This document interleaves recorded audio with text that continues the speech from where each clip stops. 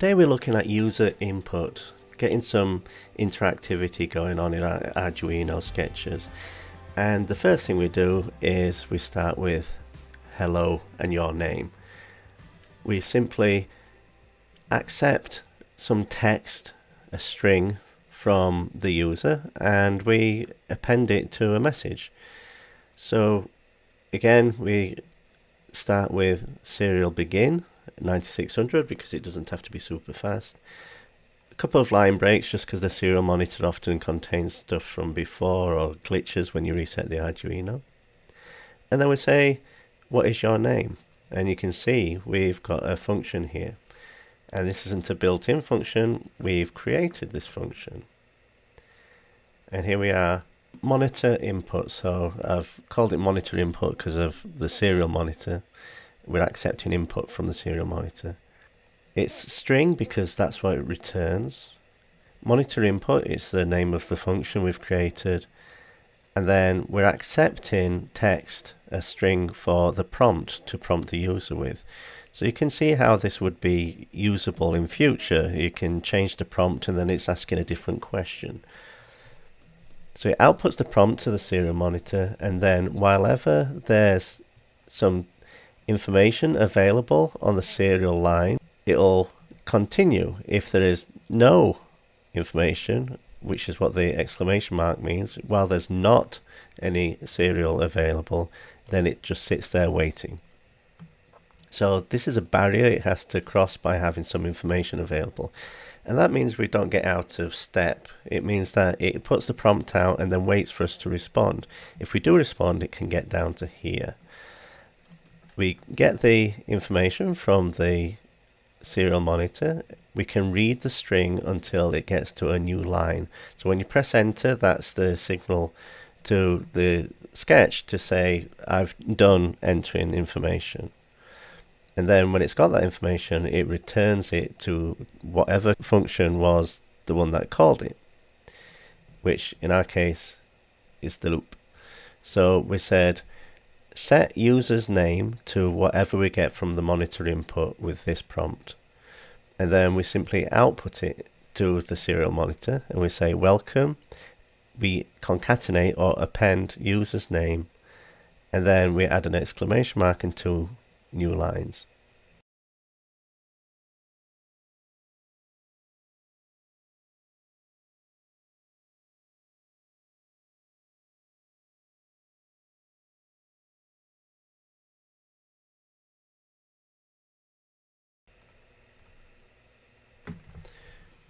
Now we use a similar function, a similar way of doing things to accept the color that we want to display on the RGB LED.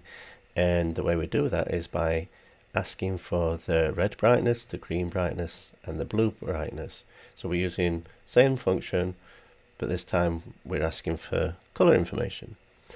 When we get the color information back, so say somebody puts in 255, we convert that into a number. We use this string that we get back, we tell it to convert to an integer. And that means that we can actually use that number to send it to analog write, because it can't use strings. We have to convert it from a string into a number, into an integer.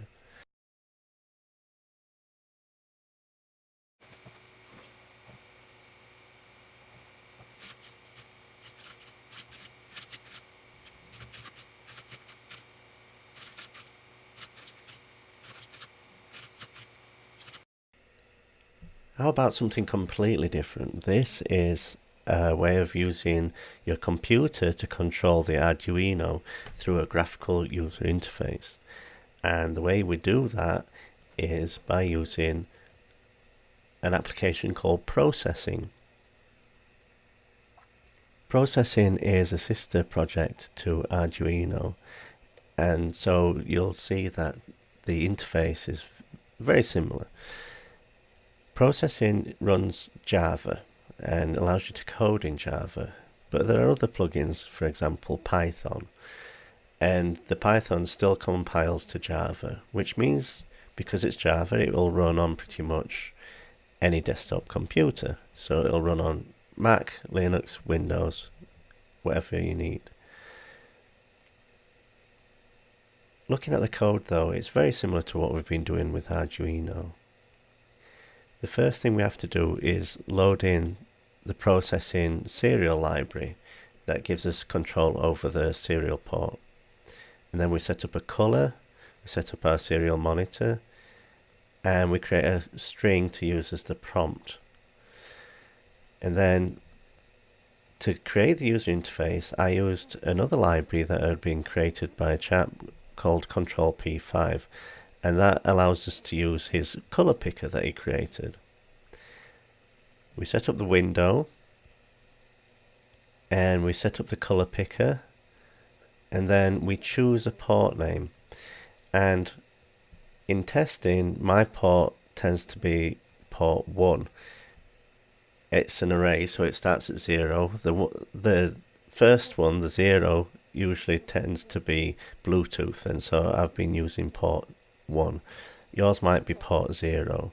So if it bugs out, if it errors, then that probably means that you've got the wrong port.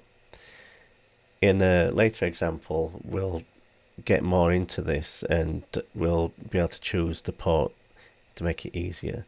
But for now, I'm just choosing number 1. Try 0, try number 1, and also try unplugging the Uno and plugging it back in to see if that changes.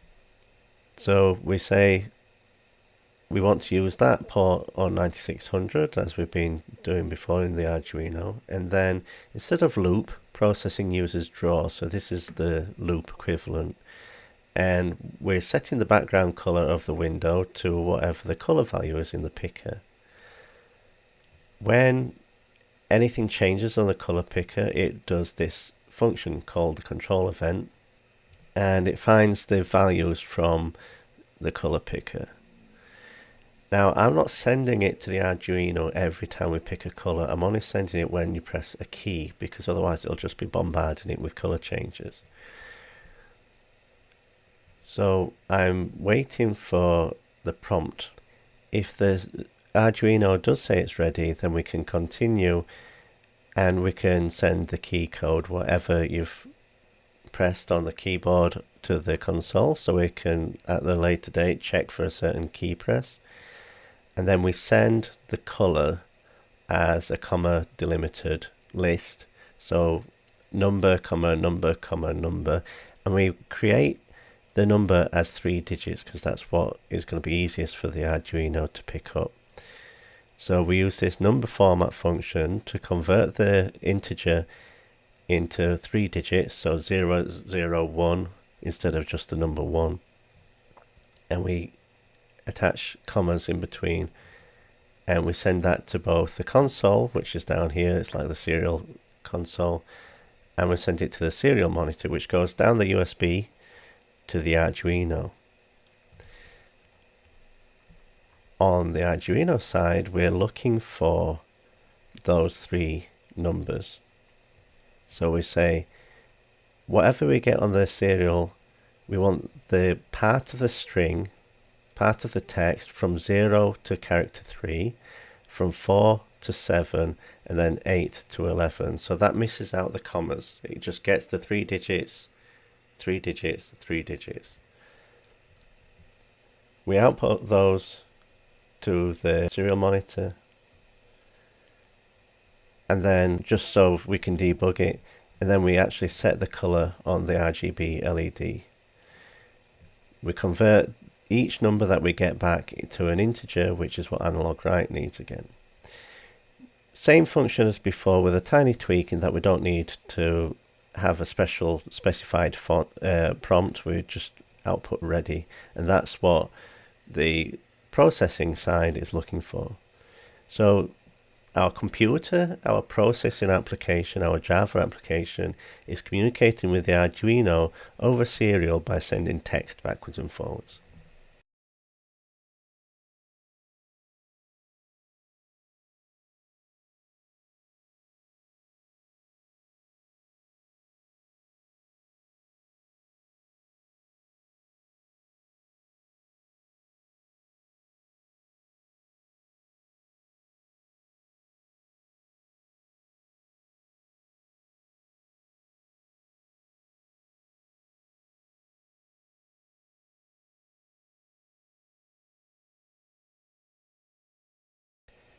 Finally, we're going to do a new thing, which is to store data actually on the Arduino. The Arduino has non-volatile memory called EEPROM, and that allows us to store a small amount of data away, so when the board's reset, it's still there, it still lives there. We'll use that as the first part of a larger project, and this part will be storing a password away, and we're going to encrypt it, but not very securely. We're just going to use the rotation 13 algorithm, which rotates the letters that you enter by 13. So if you put in a letter A, it will come out as a letter N.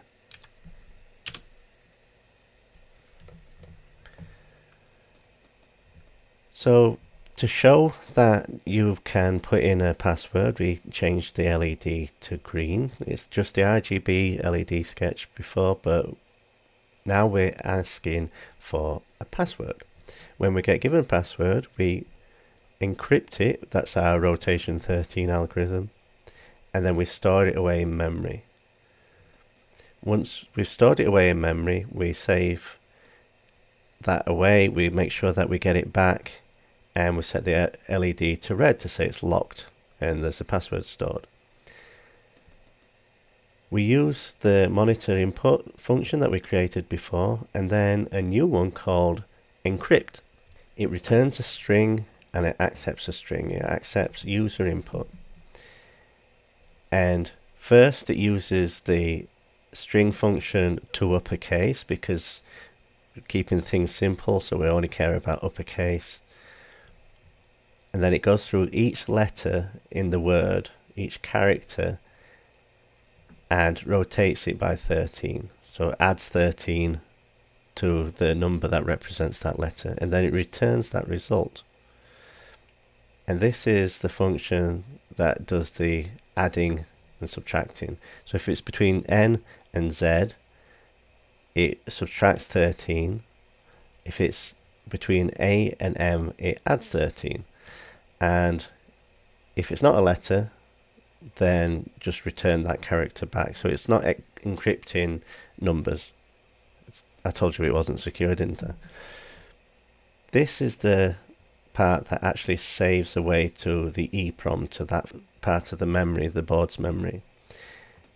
We start at 0 because assuming there's nothing else to store on this board. And for each letter, each character, it writes that away and then moves on to the next box of memory, the next position in memory. We do a small delay to make sure that it works, and then we return a true, a yes, to say it did work. And that's why it's called a Boolean. Boolean is 0, 1, yes or no. Just to make sure that it's worked, and just to show you how you can do this, we can also read back from memory, and again we have to supply the memory address, it's location 0, and we go through and we read each byte until we get to what's called the termination character, which is a null. /0 means it's the end of a string, so that's how our Arduino knows that it's got to the end of that word, and it returns it back. And it does it only on reset, so we don't have a loop. So if we put in a password now,